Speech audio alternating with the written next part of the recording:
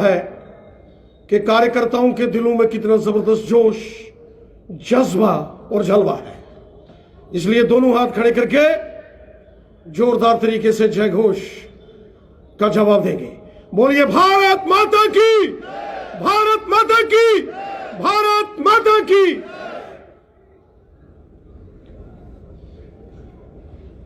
आज जम्मू कश्मीर भारतीय जनता पार्टी के सभी मोर्चों की इस संयुक्त कार्यकारिणी में हमारे बीच उपस्थित पार्टी के वरिष्ठ नेता, पूर्व प्रदेश अध्यक्ष श्रीमान शमशेर सिंह मन्हास जी, हमारे पूर्व अध्यक्ष श्रीमान सत शर्मा जी, पार्टी के वरिष्ठ नेता पूर्व उप मुख्यमंत्री श्रीमान कवींद्र गुप्ता जी,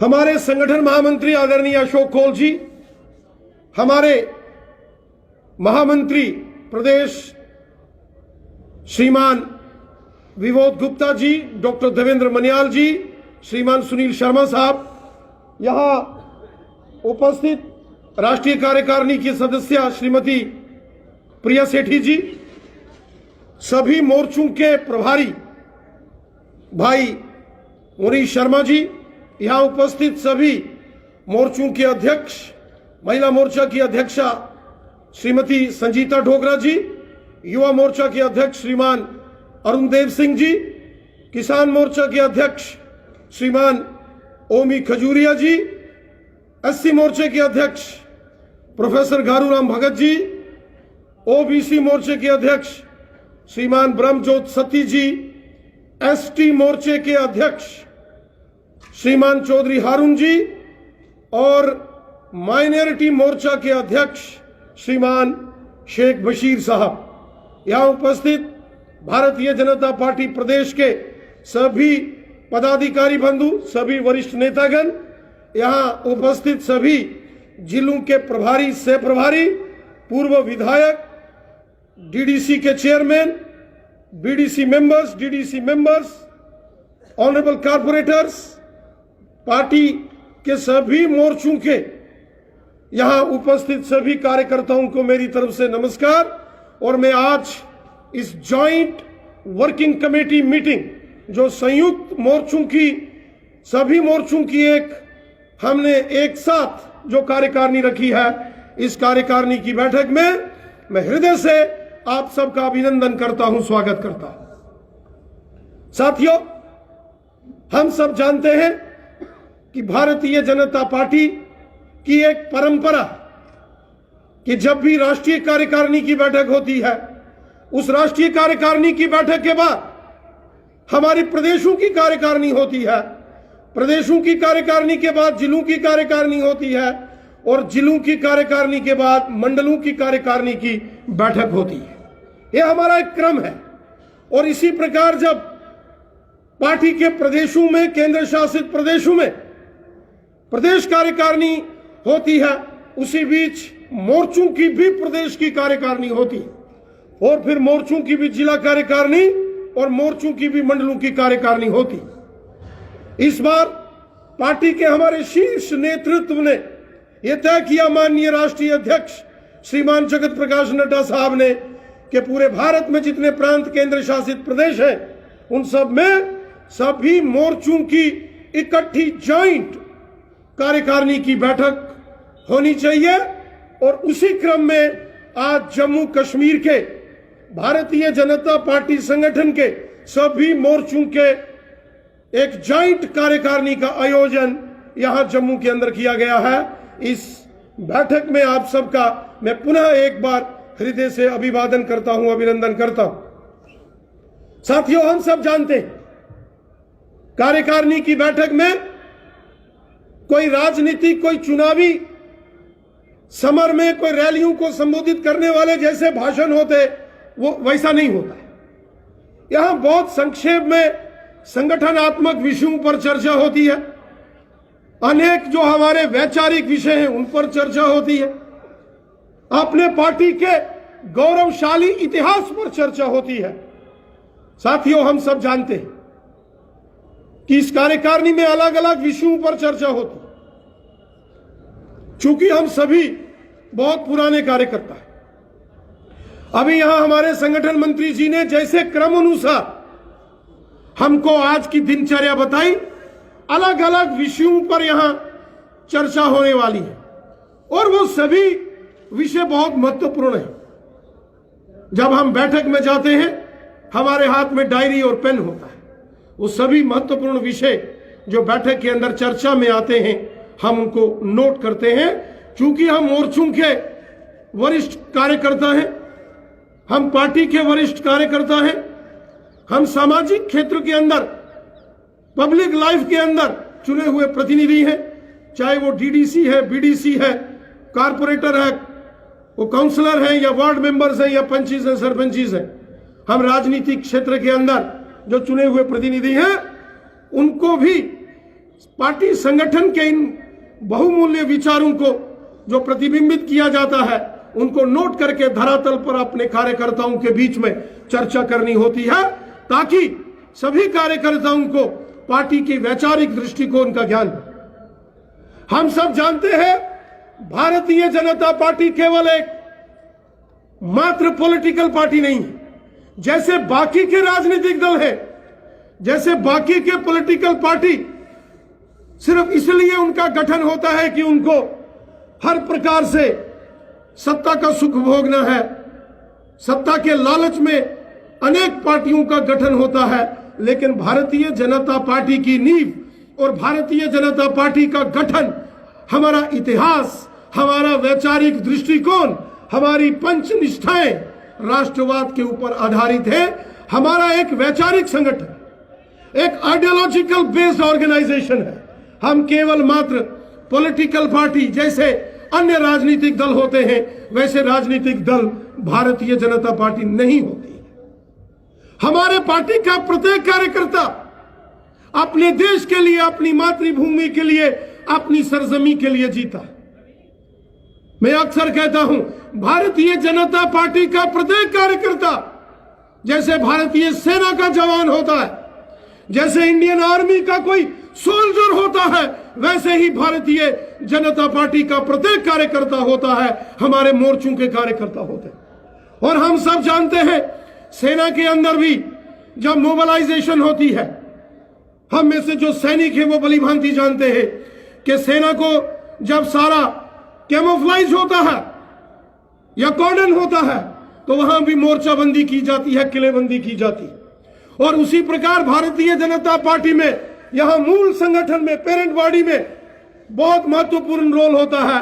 वहीं हमारे जो पार्टी के मोर्चे हैं, जिनको मोर्चों का नाम दिया गया है, ये उसी प्रकार के मोर्चे हैं जैसे सेना की अलग अलग बटालियंस में, अलग अलग यूनिट्स में अलग अलग मोर्चे होते हैं और अलग अलग मोर्चों पर तैनात जो वहां हमारे कमांडर्स होते हैं, जो कंपनी कमांडर्स होते हैं, उसी प्रकार हमारे मोर्चों के पदाधिकारी होते हैं जो देश और समाज के लिए काम करते हैं। भारतीय जनता पार्टी का प्रत्येक कार्यकर्ता सेना के जवान के जैसा होता है, वो चाहे मोर्चे का कार्यकर्ता हो, प्रदेश भारतीय जनता पार्टी का कार्यकर्ता हो, वो केंद्र का राष्ट्रीय स्तर का नेता हो, वो जिले का हो, मंडल का हो, शक्ति केंद्र का हो या पोलिंग बूथ का हो, पोलिंग बूथ की समिति का कार्यकर्ता हो। उसका एक दृष्टिकोण होता है, उसका एक मिशन होता है अपने देश और समाज के लिए काम करने के लिए। इसलिए साथियों, आज की इस कार्यकारिणी की बैठक के शुभारंभ में जो विषय पार्टी संगठन ने आज आपके समकक्ष मुझे रखने को कहा है, यह विषय है भारतीय जनता पार्टी का वैचारिक दृष्टिकोण, भारतीय जनता पार्टी की पंच निष्ठाएं एवं भारतीय जनता पार्टी का इतिहास। साथियों, अगर भारतीय जनता पार्टी के इतिहास की ओर जाएंगे तो भारतीय जनता पार्टी का एक गौरवमय इतिहास है, एक गौरवशाली इतिहास है भारतीय जनता पार्टी का। स्वतंत्रता संग्राम के बाद जब जम्मू कश्मीर के संदर्भ में एक ऐसा निर्णय लिया गया, जब यहां 2 प्रधान, 2 विधान और 2 निशान लगा दिए गए, ऐसा लगा कि भविष्य में एक और भारत के विभाजन की भूमिका उस वक्त कांग्रेस और नेशनल कॉन्फ्रेंस पंडित जवाहरलाल नेहरू और शेख मोहम्मद अब्दुल्ला ने रची थी, वो एक बहुत बड़ी साजिश थी। एक देश में दो झंडे, एक देश में दो प्रधानमंत्री और एक देश में दो कानून कतई नहीं होते, लेकिन एक ऐसी नींव रखी गई जो कि भविष्य में विभाजनकारी साबित हो सकती थी। इस षड्यंत्र को भांपते हुए उस वक्त जो हमारे विचार परिवार के हमारे कार्यकर्ता थे, उन्होंने निर्णय लिया कि इसके लिए एक बहुत बड़ा संघर्ष होना चाहिए। और उस वक्त जम्मू कश्मीर के अंदर प्रजा परिषद का गठन हुआ और प्रजा परिषद के गठन के बाद यहां एक नारा आ गया, एक विधान एक प्रधान एक निशान, एक भारत में एक प्रधानमंत्री, एक देश में एक झंडा और एक देश में एक कानून। इस संकल्प को लिया और एक प्रचंड आंदोलन पूरे जम्मू कश्मीर के साथ साथ भारत में शुरू। उस वक्त हमारे जो वरिष्ठ प्रचारक बंधु थे, हमारे विचार परिवार के जो लोग थे, उन्होंने तय किया कि राजनीति के अंदर, पॉलिटिक्स के अंदर भी एक ऐसा राजनीतिक दल होना चाहिए जो पार्लियामेंट के अंदर, संसद के अंदर, विधानसभाओं के अंदर देश की आवाज, भारत माता की आवाज बुलंद करे। और इसके बाद उस आंदोलन के बीच में भारतीय जनसंघ का गठन, और जब भारतीय जनसंघ का गठन हुआ, स्वर्गीय श्यामा प्रसाद मुखर्जी इसके अध्यक्ष बने और हमारे महान प्रेरणा स्वरूप पंडित दीनदयाल उपाध्याय जी जैसे दिग्गज महानुभावों ने उस वक्त कमान संभाली और देश हित में, राष्ट्र हित में एक आंदोलनकारी अमर शहीद चंद्रशेखर आजाद, भगत सिंह, सुखदेव, राजगुरु, अशफाकुल्लाह खान, रानी झांसी, तात्या टोपे, मंगल पांडे, वीर सावरकर, डॉक्टर हेडगेवार जी और बहादुर शाह जफर जैसे महान भावों ने देश की क्रांति में अपना अहम भूमिका अदा की। के महाराजा हरि सिंह बहादुर और पंडित प्रेमनाथ डोगरा जी के नेतृत्व में यहां जब आंदोलन शुरू हुआ, उस आंदोलन को दबाने की साजिशें हुई। उस आंदोलनकारियों पर उस समय गोलियां चलाई गई। हमें याद है, जोड़ियां हो, हीरानगर हो, रामबन हो, सुंदरबनी का क्षेत्र हो, या हम अगर साइंस कॉलेज के बाहर देखें, आज भी विद्यार्थियों की वो मूवमेंट के, उनके संघर्ष के वो निशान आज भी वहां मौजूद। बहुत अत्याचार हुए, लेकिन हमारे लोगों ने, हमारे कार्यकर्ताओं ने, हमारे पूर्वजों ने एक निशान, एक प्रधान, एक विधान के लिए संघर्ष लड़ा, गोलियां खाई और संघर्ष बढ़ते बढ़ते पूरे भारत में बढ़ा। श्यामा प्रसाद मुखर्जी जी के नेतृत्व में तय हुआ कि ये जो परमिट सिस्टम था जम्मू कश्मीर में, अगर किसी को पंजाब से जम्मू कश्मीर की ओर आना था, अगर किसी को माता वैष्णो देवी जी के दरबार में जाना होता था, किसी को अमरनाथ जी की यात्रा में जाना है, किसी को छठी पातशाही गुरुद्वारे में माथा टेकने के लिए जाना है, किसी को हजरत बल श्राइन, चरार शरीफ, शाहदरा शरीफ की श्राइन में अगर जाकर माथा टेकने के लिए बाहर से आना होता था, तो उसको परमिट लगता था। परमिट एक प्रकार से पासपोर्ट था। एक ऐसी व्यवस्था थी कि एक देश के अंदर, एक क्षेत्र के अंदर जाने के लिए आपको परमिट चाहिए, पासपोर्ट टाइप सिस्टम चाहिए था। और उसी तरह अगर जम्मू कश्मीर से किसी को हरिद्वार, मथुरा, काशी, वृंदावन, 4 धाम, 52 शक्ति पीठों की यात्रा करनी होती थी, किसी को अजमेर शरीफ जाना है, किसी को हरमंदिर साहब अमृतसर के दर्शन करने हैं, किसी को भारत के अन्य अन्य जो पवित्र स्थलों के दौरे दर्शन के लिए जाना है, उसको यहां से जाने के लिए परमिट सिस्टम चाहिए। उनको वहां जाने के लिए एक पासपोर्ट चाहिए था।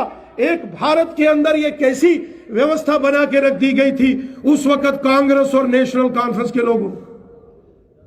इस साजिश षड्यंत्र के खिलाफ बहुत बड़ा जो आंदोलन हुआ वो प्रजा परिषद और भारतीय जनसंघ ने किया। यह तय हुआ कि स्वर्गीय श्यामा प्रसाद मुखर्जी बिना परमिट सिस्टम के, बिना पासपोर्ट के वो जम्मू कश्मीर में आएंगे और हाथ में तिरंगा झंडा लेकर आएंगे। साथियों, हम सब जानते हैं, हमने पढ़ा है कि स्वर्गीय श्यामा प्रसाद मुखर्जी जी जब जम्मू कश्मीर के अंदर आए, उनके हाथ में तिरंगा झंडा था और उन्होंने घोषणा की थी कि मैं बिना परमिट सिस्टम के जम्मू कश्मीर में जाऊंगा। जैसे ही माधवपुर से अंदर हुए, उनको गिरफ्तार कर दिया गया। उस वक्त उनके साथ स्वर्गीय अटल बिहारी वाजपेयी साहब, जो कि एक युवा नेता थे, वो उनके साथ। उन्होंने अटल जी को कहा, अटल जी आप वापस जाइए और पूरे भारत में जाके ये पैगाम दीजिए कि श्यामा प्रसाद मुखर्जी ने जम्मू कश्मीर में बिना परमिट के हाथ में तिरंगा झंडा लेकर भारत माता की जय जयकार करते हुए प्रवेश किया। और फिर वही हुआ। श्यामा प्रसाद मुखर्जी जी जब जम्मू कश्मीर के अंदर उन्होंने प्रवेश किया 1952 में, और उनको गिरफ्तार कर दिया गया, और गिरफ्तार करने के बाद उनको श्रीनगर ले जाया गया। हम सब जानते हैं उनकी निर्मम हत्या की गई जेल में। उस वक्त के हुक्मरानों ने श्यामा प्रसाद मुखर्जी जी की माता जी के वो पत्र जो उस वक्त उन्होंने प्रधानमंत्री जी को लिखे, जवाहरलाल नेहरू जी को, उनकी प्रतियां आज भी जो है बहुत सारे संग्रहालयों में मौजूद है, लाइब्रेरीज में मौजूद। एक एक विषय का वर्णन उन्होंने किया।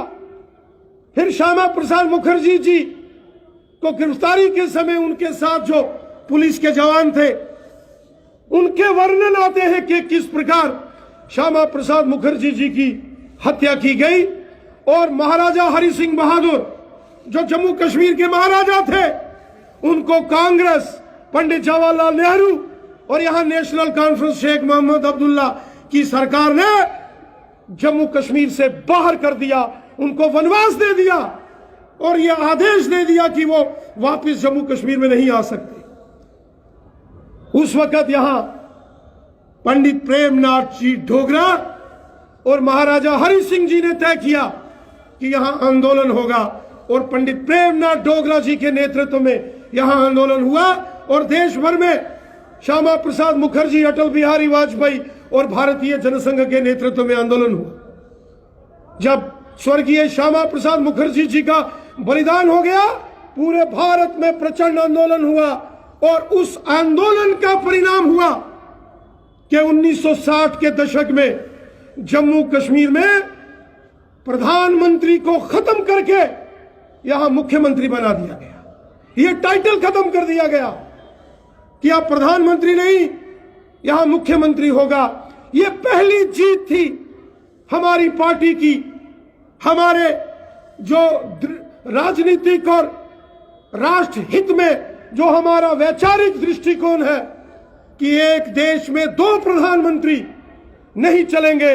1960 के दशक में दूसरे प्रधानमंत्री के पद को समाप्त करके जम्मू कश्मीर के अंदर मुख्यमंत्री कर दिया गया।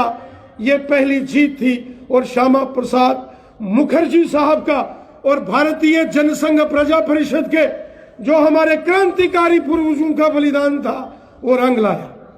उसके बाद जम्मू कश्मीर के अंदर आंदोलन चलते रहे कि यहां एक झंडा, एक निशान और एक विधान चाहिए।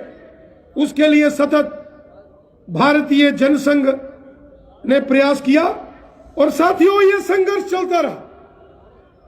बीच में एक ऐसा दौर आया जब इंदिरा गांधी की दमनकारी नीतियों ने देश के अंदर इमरजेंसी लगाई, और इमरजेंसी के बाद यहां देश के अंदर जब 1977 में सरकार बनी, वो जनता पार्टी की हुकूमत बनी।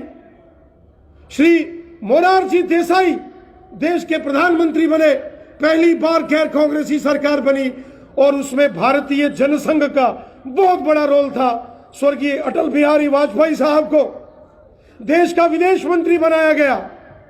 उस सरकार में श्रीमान श्रद्धेय लाल कृष्ण आडवाणी जी शामिल हुए। लेकिन जनता पार्टी अलग अलग राजनीतिक दलों का एक समूह था, एक गठबंधन था।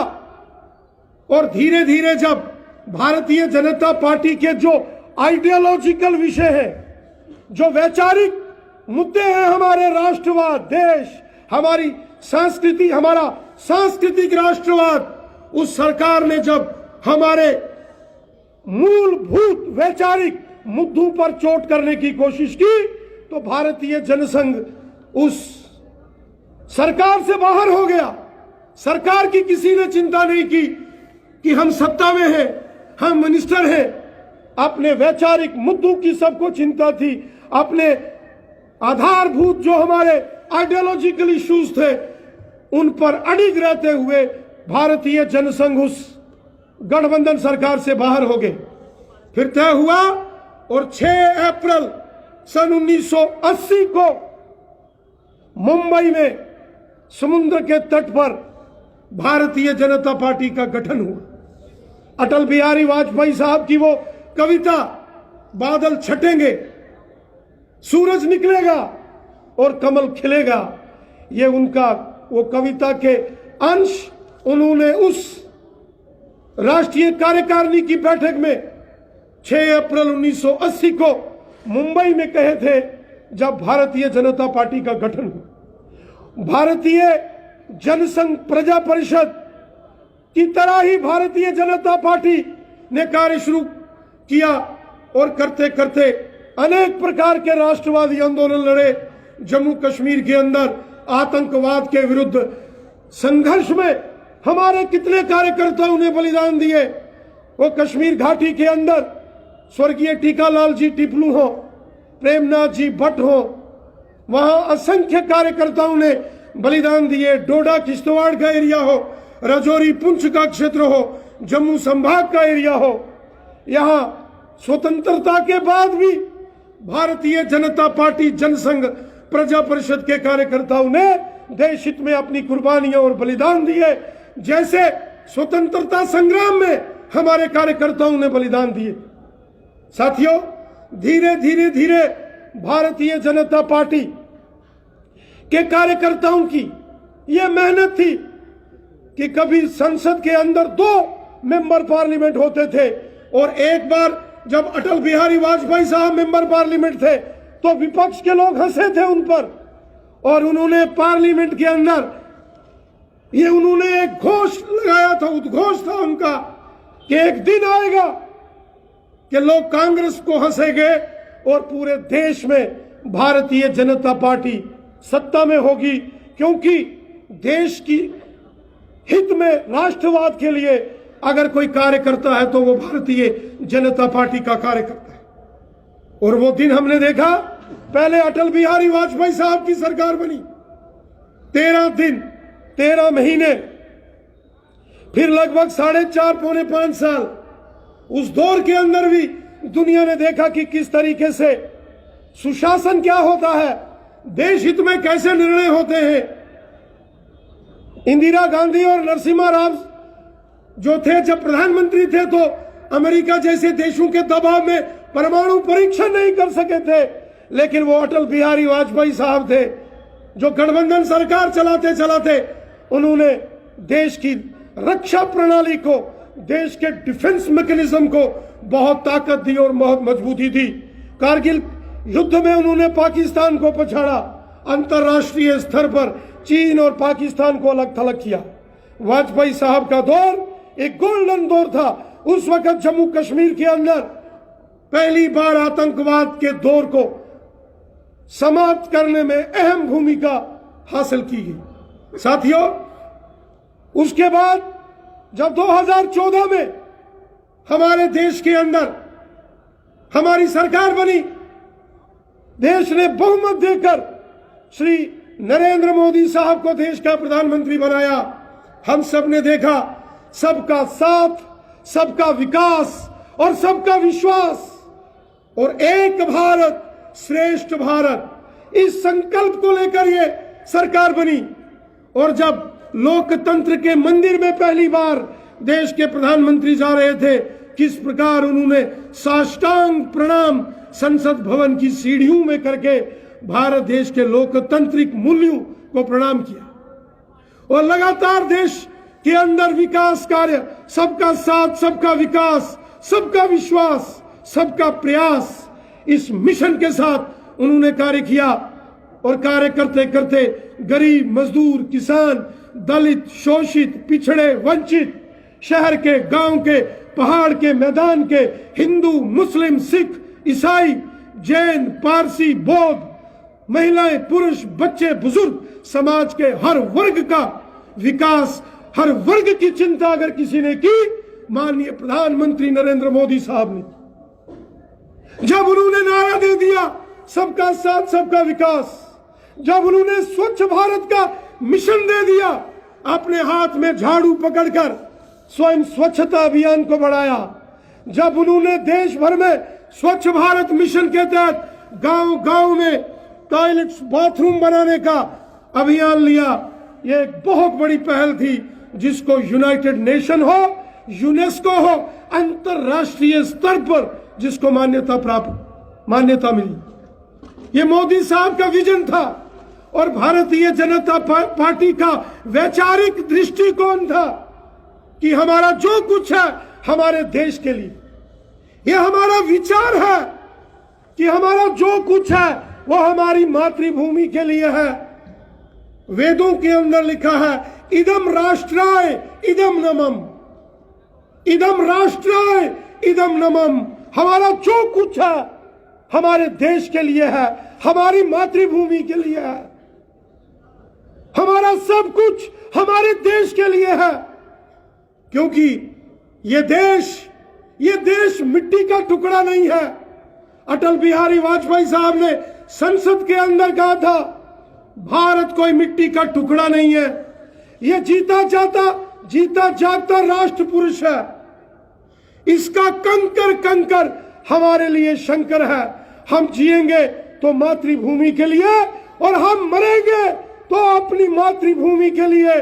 और मरने के बाद हमारी अस्थियों को अगर गंगा जल में प्रवाहित हुई अस्थियों को अगर कोई ध्यान से कान लगाकर सुनेगा तो गंगा नदी में, गंगा मां में प्रवाहित वो अस्थियां भी जोर से बोल उठेंगी, भारत माता की जय।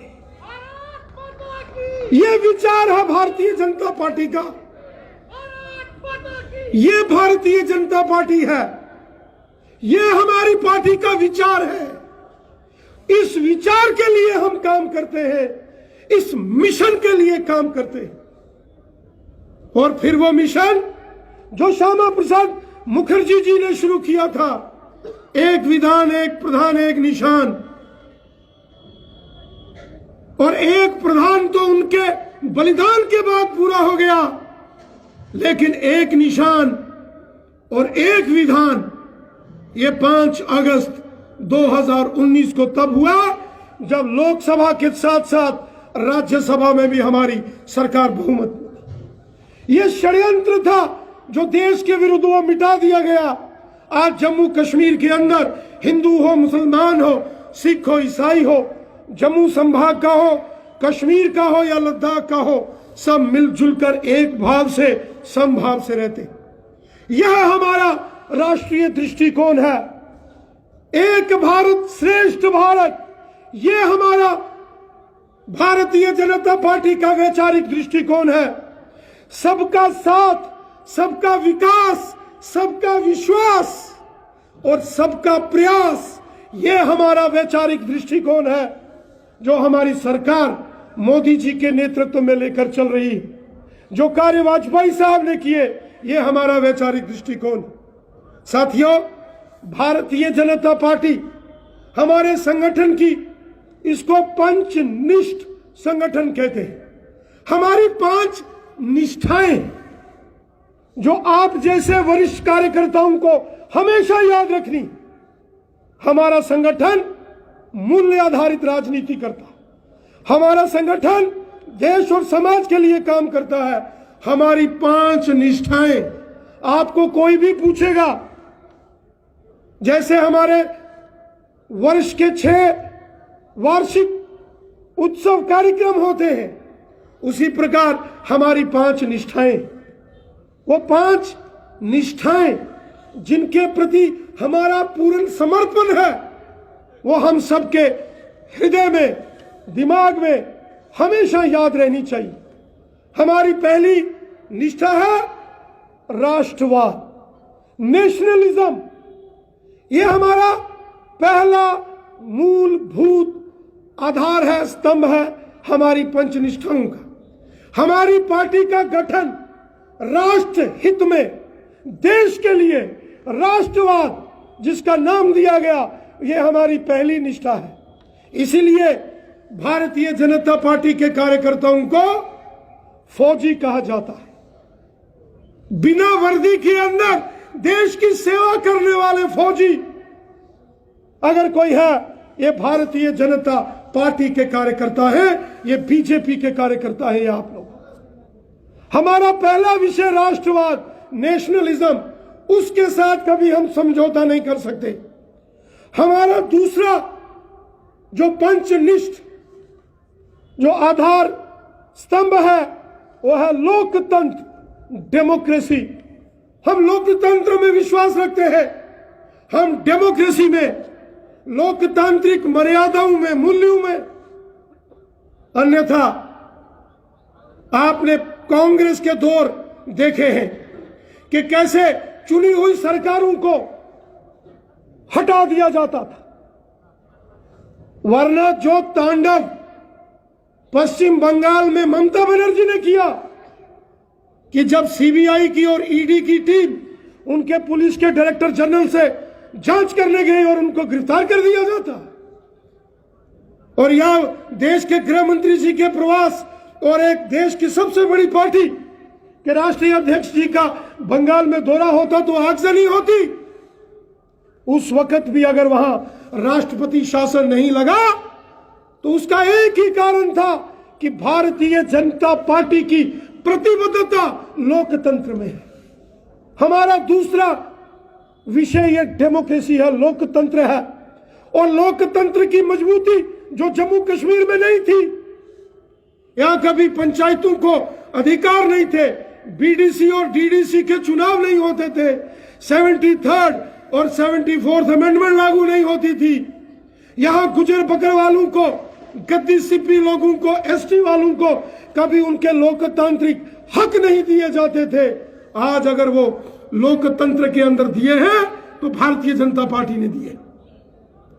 जम्मू कश्मीर के अंदर महिलाओं को, पश्चिम पाकिस्तान के रेफ्यूजी को, गोरखा को, वाल्मीकि समाज को, या जो पहाड़ी कबीले के लोग हैं, इनको कभी यहां सम्मान नहीं दिया गया।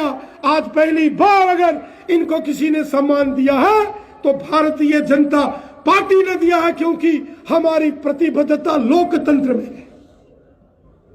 और हमारा तीसरा जो बिंदु हमारी निष्ठाओं का है वो सामाजिक तथा आर्थिक जो विषय है, जो सोशल और इकोनॉमी बेस्ड इश्यूज है, उनमें जो महात्मा गांधी जी का दृष्टिकोण था वो हमारा दृष्टिकोण है। सामाजिक तथा धार्मिक विषयों पर महात्मा गांधी जी का दृष्टिकोण, ये हमारा तीसरा निष्ठ बिंदु है। गांधी जी कहते थे समाज में समानता होनी चाहिए, भेदभाव नहीं होना चाहिए, ऊंच नीच नहीं होना चाहिए, छुआछूत नहीं होना चाहिए। और आर्थिक दृष्टि में गांधी जी कहते थे स्वदेशी को बढ़ावा देना चाहिए, देश के अंदर बनी वस्तुओं का अधिक से अधिक प्रयोग होना चाहिए, विदेशी वस्तुओं का बहिष्कार होना चाहिए। जैसे महात्मा गांधी जी ने स्वतंत्रता संग्राम आंदोलन में बाइकाट आंदोलन किया था, कहा था स्वदेशी अपनाओ और विदेशी भगाओ।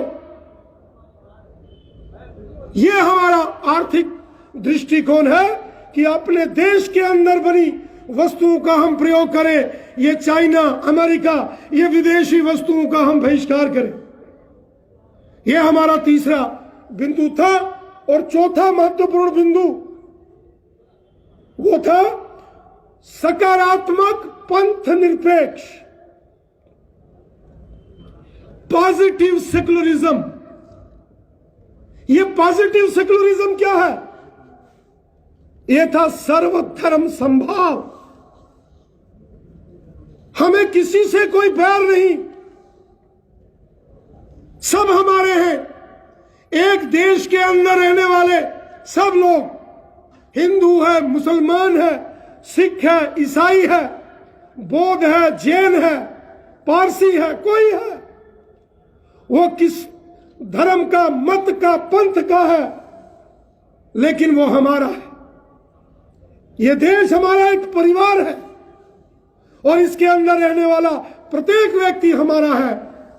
ये सकारात्मक पंथ निरपेक्ष सर्वधर्म समभाव कहा गया, और जिसमें कहा गया justice to all, appeasement to none, सबका साथ, सबका विकास, सबका विश्वास। और हमारा पांचवा मूलभूत जो बिंदु है वो है मूल्य आधारित राजनीति, प्रिंसिपल आइडियोलॉजिकल बेस्ड पॉलिटिक्स। केवल कुछ मंत्री बनना, मुख्यमंत्री बनना, प्रधानमंत्री बनना, सांसद बनना, एमएलए बनना, बीडीसी, डीडीसी, पंच सरपंच बनना, यह हमारा राजनीतिक मिशन नहीं है। मूल्यों के ऊपर आधारित राजनीति, यह भारतीय जनता पार्टी का पांचवा बिंदु है। यही कारण था जब इंदिरा गांधी जी ने 1971 में पूर्वी पाकिस्तान को वह बांग्लादेश बन गया, तो अटल बिहारी वाजपेयी साहब ने संसद में खड़े होकर उस वक्त इंदिरा गांधी जी की तारीफ की थी। यही कारण था कि जम्मू कश्मीर के संदर्भ में जब आजहानी नरसिम्हा राव साहब ने अटल बिहारी वाजपेयी साहब को यूनाइटेड नेशन की उस जनरल असेंबली में भेजा, विपक्ष के नेता होते हुए भी सरकार का प्रतिनिधित्व, सरकार को रिप्रेजेंट अटल बिहारी वाजपेयी साहब ने किया। उन्होंने सरकार के ऊपर कोई तनकीद नहीं की। उन्होंने उस वक्त के प्रधानमंत्री नरसिम्हा राव साहब की शान में, सरकार की शान में यूनाइटेड नेशन में भाषण दिया, क्योंकि हमारी राजनीति मूल्यों के ऊपर आधारित राजनीति है। छल और कपट से कोसों हम दूर हैं। साथियों, हम सब मोर्चों के कार्यकर्ता हैं। मोर्चों के कार्यकर्ता पार्टी के अंदर बहुत अहम भूमिका निभाते हैं। मोर्चों का बहुत बड़ा रोल होता है, चाहे मोर्चे राष्ट्रीय स्तर की टीम हो, प्रदेश स्तर की टीम हो, जिलों के मोर्चे, मंडलों के मोर्चे, ये पार्टी की रीढ़ की हड्डी होते हैं। हमारे पास महिला मोर्चा है। 50% पॉपुलेशन देश के अंदर, प्रदेश में हमारी मातृशक्ति की है, माताओं बहनों की है। बहुत बड़ा रोल है। बिहार के अंदर जब चुनाव हुआ पिछला, सभी मीडिया चैनल कह रहे थे वहां भाजपा और नीतीश कुमार जी की सरकार नहीं आएगी। जब वोटिंग हुई, रिजल्ट आए, तो बीजेपी एनडीए को भारी बहुमत मिला। सारे टीवी के सर्वे फेल हो गए। टीवी के जो वरिष्ठ एनालिसिस करने वाले लोग थे वो हैरान हो गए, क्या हुआ, हम कहां फेल हो गए। उन्होंने दोबारा एनालिसिस किया तो पता चला बिहार के अंदर 90% महिलाओं ने मोदी साहब को वोट दिया, तो प्रचंड जीत हो गई। और उस चुनाव के बाद महिला शक्ति को साइलेंट वोटर कहा गया कि ये बीजेपी का साइलेंट वोटर है। और इसीलिए जम्मू कश्मीर के अंदर भी एक बड़ी ताकत के रूप में श्रीमती संजीता डोगरा जी के नेतृत्व में यहां मोर्चा काम कर रहा है। मैं आप सबको बधाई देता हूं और उम्मीद करता हूं ये कारवां और तेजी से आगे बढ़ेगा। इसी प्रकार अगर मैं बात करूं जम्मू कश्मीर के अंदर भारतीय जनता युवा मोर्चा की, तो युवा मोर्चा जम्मू कश्मीर के अंदर भारतीय जनता पार्टी की एक जबरदस्त ताकत के रूप में आज भारतीय जनता पार्टी और युवा मोर्चा के अंदर शामिल किया जा रहा है। उसके लिए मैं युवा मोर्चा के प्रदेश अध्यक्ष युवा मोर्चा अरुण देव सिंह जी को और इनकी सारी टीम को बधाई देता हूं। और इसी प्रकार हमारे किसान मोर्चा, मैं देख रहा हूं इस मुश्किल वक्त कोरोना में भी जिस तरह से किसानों ने काम किया, श्रीमान ओमी खजूरिया जी के नेतृत्व में पूरे जम्मू कश्मीर के अंदर किसान मोर्चा ने लाजवाब काम किया। अगर मैं बात करूं एससी मोर्चा की, तो जम्मू कश्मीर के अंदर कभी हमारे जो दलित समाज के भाई बहन, जो शेड्यूल कास्ट कम्युनिटी का वर्ग है, वहां भारतीय जनता पार्टी की बहुत कम पहुंच थी। लेकिन आज हमारे एससी मोर्चा प्रोफेसर घारू राम जी के नेतृत्व में जो एससी मोर्चा काम कर रहा है, मैं प्रोफेसर घारू राम जी और इनकी सारी टीम को बहुत बहुत बधाई देता हूं। इसी प्रकार ओबीसी मोर्चा, यहां 70 साल ओबीसी के यहां साथियों को उनके अधिकारों से वंचित रखा गया। आज मोदी सरकार एससी और जो ओबीसी समाज है उसको उनके अधिकार देने जा रही है। श्रीमान ब्रह्मजोत सत्ती जी के नेतृत्व में हमारे जम्मू कश्मीर में ओबीसी मोर्चे ने बेहतरीन काम किया। और इसी संदर्भ में अगर मैं बात करूं अपने एसटी मोर्चा की, एक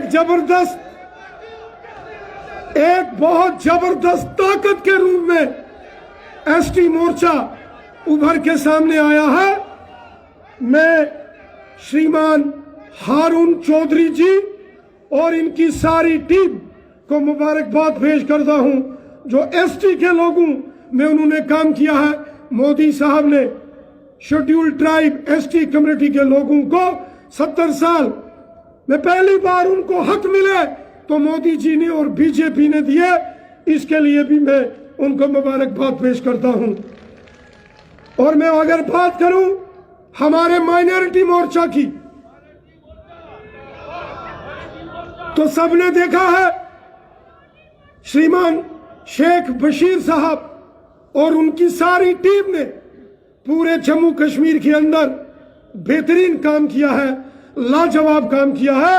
मैं सभी मोर्चों के अध्यक्षों, उनकी टीम, सभी मोर्चों के प्रभारियों और सह प्रभारियों को हृदय से बधाई देता हूं और उम्मीद करता हूं जो एक बड़ा लक्ष्य भारतीय जनता पार्टी ने लिया है,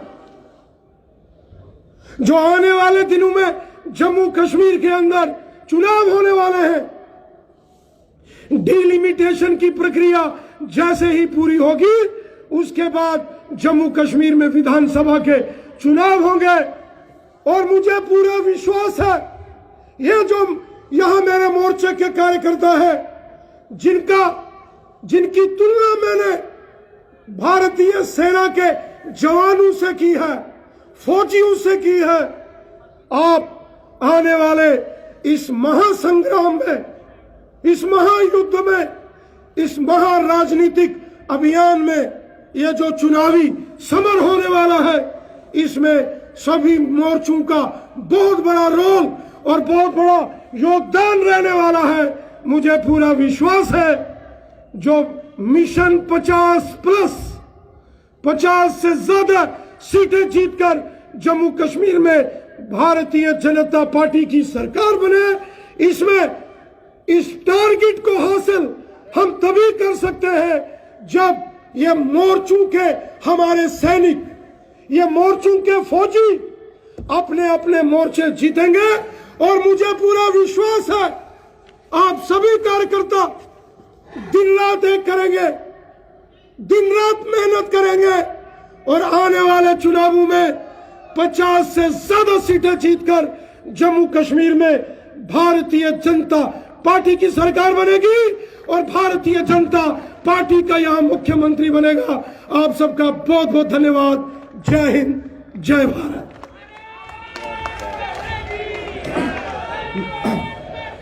धन्यवाद अध्यक्ष जी, आपने बड़े विस्तार से भाजपा का वैचारिक दृष्टिकोण और पंचनिष्ठाएं और कार्यकर्ताओं की भूमिका के बारे में आज कार्यकर्ताओं को संबोधित किया। मैं अब निवेदन करने जा रहा हूं